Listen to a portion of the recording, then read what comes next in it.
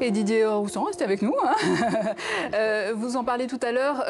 Il faut quand même reconnaître que la Croatie a bien joué. Oui. Elle s'est quand même hissée jusqu'en finale. C'est pas rien. Bien sûr, c'est une équipe extrêmement méritante. Alors pour elle, ça a été plus difficile parce qu'elle a gagné 3 matchs dans la deuxième partie du tournoi, mais chaque fois après prolongation, dont 2 au tir au but, donc ça a été un petit peu moins facile entre guillemets que l'équipe de France, qui n'a pas dû passer justement par ces étapes. Elle avait un jour de moins de récupération. Ça s'est pas senti en tout cas dans la première mi-temps et dans le début de match. Et c'est vrai qu'ils ont fait honneur à leur maillot. Le score est un petit peu sévère pour eux. Mais ils ont fait ce qu'ils pouvaient. Disons que les circonstances, voilà, c'est à un moment dans des matchs, il y a des circonstances qui vont faire basculer les choses. Ces circonstances n'étaient pas de leur côté parce qu'ils ont réalisé vraiment 20 premières minutes de toute beauté où ils nous ont surclassés techniquement.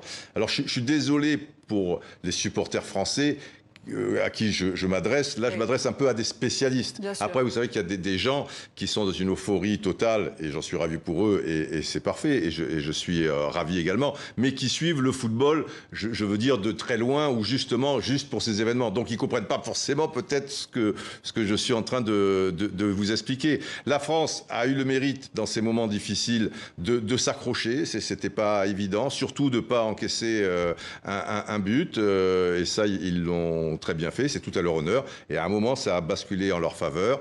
Et ils ont toujours tenu leur proie. Ils ont fait preuve de beaucoup de maîtrise, surtout pour une équipe qui est très jeune, qui a la 2e moyenne d'âge du tournoi. Didier, regardez, on a ces images avec beaucoup de monde déjà sur les Champs-Élysées. On va aller prendre quelques réactions du côté du Champ de Mars cette fois avec Karine Henry. Vous êtes toujours là, Karine. J'imagine que l'ambiance est complètement folle hein, là où vous êtes.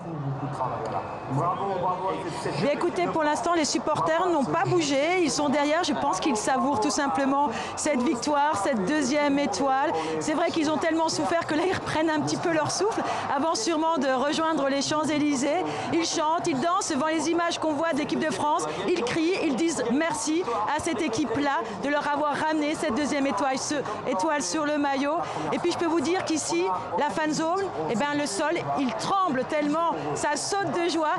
Le sol vibre sûrement comme le cœur de ces supporters qui ont tenu à venir vivre cela ensemble. Ils ont passé ce match serré, ils ont été bousculés, ils ont eu chaud, mais ils ont tenu aussi jusqu'au bout parce qu'ils voulaient être ensemble, unis pour fêter cette victoire.